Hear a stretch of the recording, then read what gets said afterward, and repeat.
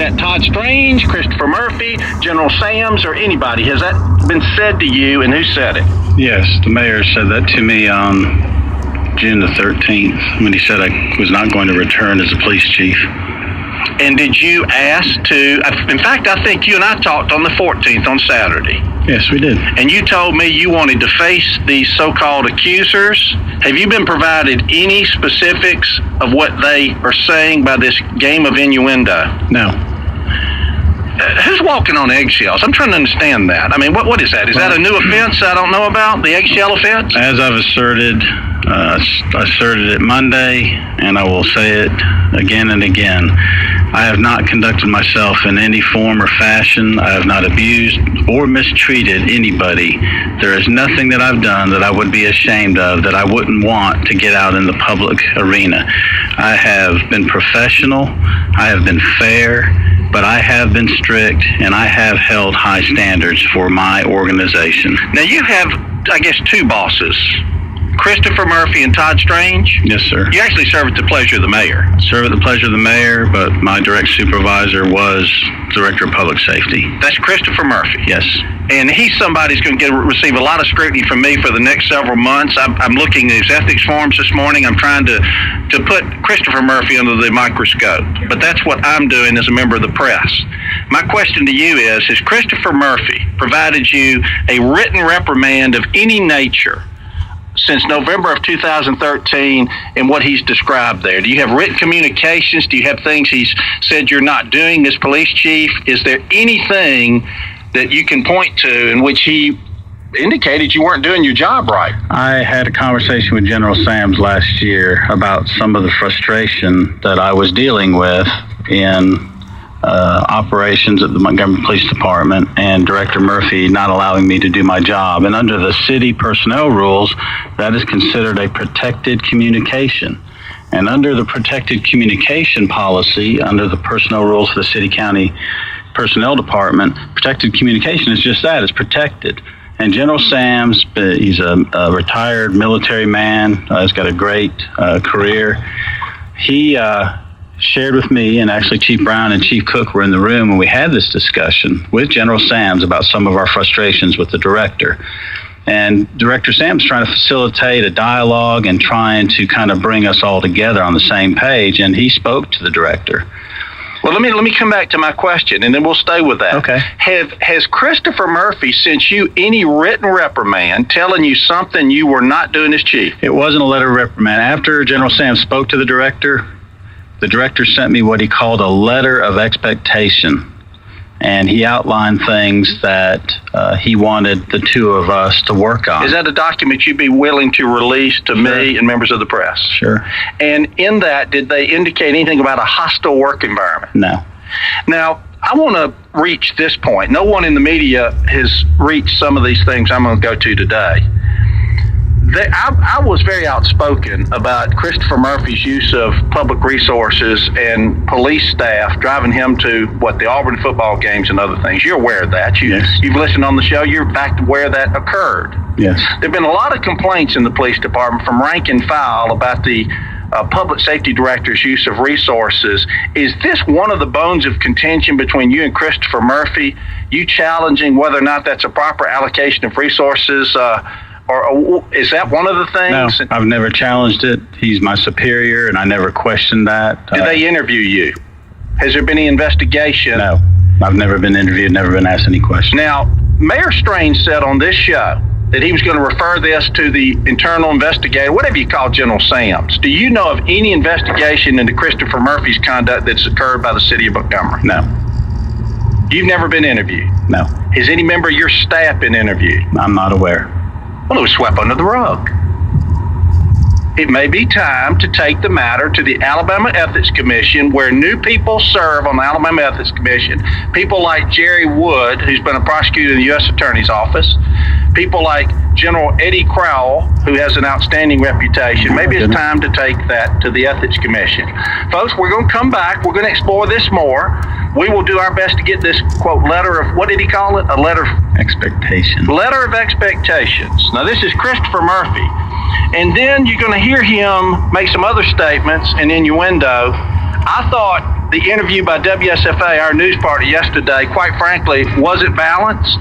I don't know why questions were not being posed to the public safety director about why he did nothing from November of 2013. I think they call this in the law, I don't know what they call it when you make up the reasons after the fact, but we just call it lies on this show. We'll be back.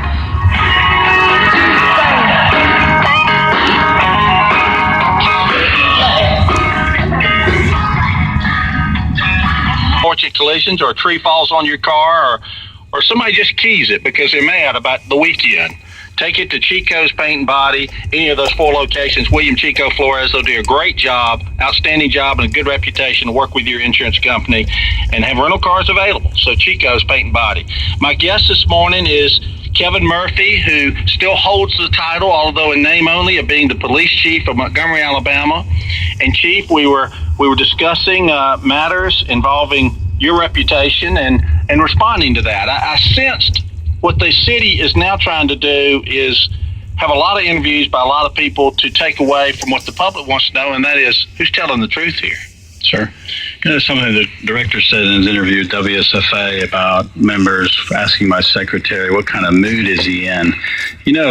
I can remember having the same conversation with Chris Murphy about the mayor. The mayor was going through a tremendous amount of stress with the Barbara Thompson situation and the Capitol plume. And I asked the director if we could, and I don't even remember what it was. There was an issue on the table, and he said, well, Kevin, it's not a good time. He's not in a good mood, or he's very distracted right now. And, I've asked that of my boss, what's the deal here? Hey, John, don't the callers ask that of me? Is he in a good mood? No, we can tell, Mark. And I don't hide it, but, some of these things they're saying, Kevin Murphy, are absolutely ridiculous. At times they're defamatory, in my opinion, but I'm just a lawyer. Mm-hmm. And some of the things they're saying, the innuendo, let me get to one of them. They tried to suggest something about, I know all about the Christmas party. For years in this city, the Montgomery Police Department has an annual Thanksgiving or Christmas luncheon in which the retirees and the widows all come back. It's like a big law enforcement reunion. Mm-hmm. I have been before years ago. I went with C.D. Sherlin and Cody Wood and those guys. It was in the old Civic Center. It's just turkey and dress in it. Right. Not a bunch of booze and stuff. It's brownies. No booze. Right. And y'all, it's grown over the years. It's important to the morale of the current officers and some of the people who put their life on the line for the city. This year, it got canceled. And that seems to be one of the points of contention with the mayor, was talking about the expenditure of funds and all that. But this was something that had gone on for several years since Todd Strange had been mayor, hadn't it? 25 years. Well, probably close to 30 years. That's been the Montgomery Police Department tradition. All right, so this was set up. You were working on it as chief. It's a lot of trouble. But the widows, for example, the fallen officers' families, they come to this. And it's really, and when you talk about expense and the nature of the amount of money spent in the city, but you're actually using certain funds that y'all are able to do some things like that with legally. And no taxpayer money was used. It's public funds, but it comes from the inmate use of the phones or something, right? Yes. And when did you learn it was canceled, and how did you learn that? It was in late 2013. The director and I had a conversation earlier in the year about canceling it. The director said we needed to cancel it. And I said that, it was part of a contract. The contract that he was aware of in the summer of 2012, where we switched venues to a larger place because the old one could no longer accommodate. Where did y'all used to hold it? The Embassy Suites. Okay. And they couldn't accommodate the larger crowds that we were generating, and that had been a problem for a few years, and we had to really go to another location. And so y'all went across street to the Renaissance. Correct. And made arrangements to have this event. And had the invitations gone out? Had the announcement of the event occurred? Or no, we had the Christmas luncheon at the Renaissance in 2012. And then in May of 2013, it was actually the day after the police memorial, the director said we need to cancel the Christmas luncheon. And just like any police chief, I fought to keep it. Fought for the folks. Let me ask you about that. Christopher Murphy told you we have to cancel the Christmas luncheon, and what were his reasons? Because of appearance. And my discussion with him Wait. He didn't say because we don't have the money for it. He said because of appearances? Because of, having a big gathering like that and the costs associated with it, the appearance of spending money for a Christmas luncheon didn't look good. And I just made my plug to the director. This is incredible. Well, how important it was to the retirees and to the members of the department and the fellowship that we were able to enjoy, and that the money was there in that account. Christopher Murphy wouldn't know because they despise him at public safety. They despise him in the Montgomery Police Department. Quite frankly, I don't like the guy. I mean, let me just say it. I think Christopher Murphy is a fraud. That's me. Now, let me go to this. I don't dislike the director. I do not dislike him. Well, I don't like said, but that is not true. I think he's not truthful and candid with the public, but that's me. That's not you. You've been kind in all your remarks about Mayor Strange and Christopher Murphy. But I want to go to this, Chief. We're told that the event, it gives bad appearances. Now, I have to say this. Now, this is me. Let me not talk to you, but let me talk to my audience. Audience, let me remind you of the amount of money that is spent on some of the downtown activities. John, you know where I'm going. He can read my mind. And I think of the famous night when Stroke and Pruitt and Stroke and Strange are out there making complete fools of themselves at a city-sponsored event on New Year's Eve, in which, they had casinos sponsored, but I promise you this, you're talking about tens, if not hundreds of thousands of dollars goes into security. And I want to ask you that, Chief. To provide security at an event where there's going to be big crowd control, there's tremendous cost, isn't it?